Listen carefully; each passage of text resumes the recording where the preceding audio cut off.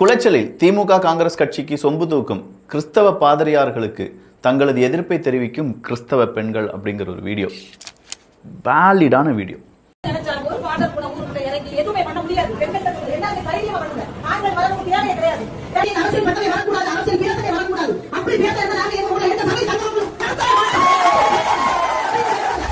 இங்க இருக்கக்கூடிய இந்த மக்களை மண்டைய கழுவுறது யார் அப்படின்னு கேட்டீங்கன்னா இந்த மாதிரி மத குருக்கள் அப்படிங்கிறவங்க தான். இந்த மத குருக்கள் என்ன தெரியுமா செய்வாங்க? வந்துக்கிட்டு நம்முடைய சபையில் நாம் என்ன செய்ய வேண்டும் அப்படிங்கிறத கர்த்தர் பார்த்து கொள்வார், ஆனால் நீங்கள் என்ன செய்ய வேண்டும் அப்படிங்கிறத நான் இப்போ சொல்கிறேன், காது கொடுத்து கேட்டுக்கொள்ளுங்கள்.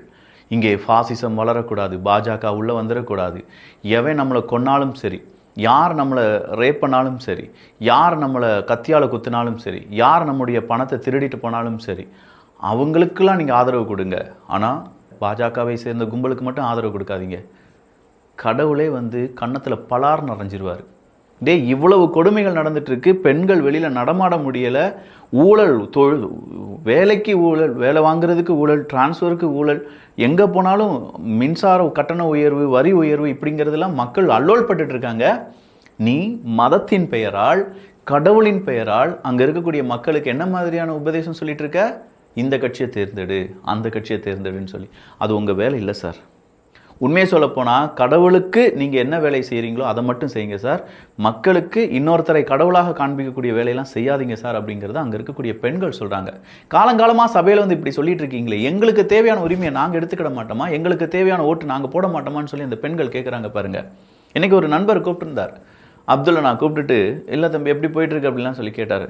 இப்போல்லாம் ஜமாத்தில் யாரும் அப்படிலாம் பேசுகிறது இல்லைப்பா.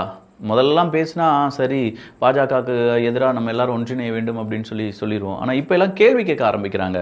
பாஜகவுக்கு ஆதரவாக இருக்கும் அப்படிங்கிறது கிடையாது, ஆனால் அந்த கட்சிக்கு ஏன் நம்ம ஆதரவாக இருக்கணும், அவங்க என்ன செஞ்சாங்க அப்படிங்கிறத நம்மகிட்ட கேள்வியாலாம் கேட்குறாங்க, ஜமாத்திலே கேள்வி கேட்குறாங்க அப்படின்னு சொல்கிற தகவலை சொன்னார்.